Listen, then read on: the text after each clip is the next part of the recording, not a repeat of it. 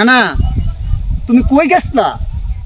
আর কইস না তুই, এই যে ঈদের দিন থেকে খালি দাওয়াত আর দাওয়াত দেওস না, দাওয়াত কে ফের কি অবস্থা হইছে, আর পেট লইয়া লত্তাই না রে। দাওয়াত খায়া দেয়া জানা না, তুমি তোমার পেটটা নাতি বইয়ের পেটের মতো বানিয়ে না না, এটা কি পেটের না এটা?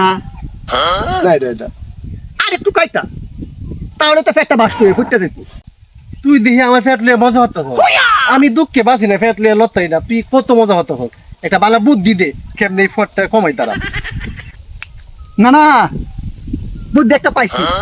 কি বুদ্ধি ক ক। না না, তুমি অহংকার করবা, আজকে থেকে তুমি অহংকার করবা। অহংকার করলেই তোমার পেট কমবো, আর দেখাই ভাবি পেটুক আমার মতো খাওয়া বাস আর কেউ নাই। অহংকারের সাথে এই ফ্যাটের সম্পর্ক কি?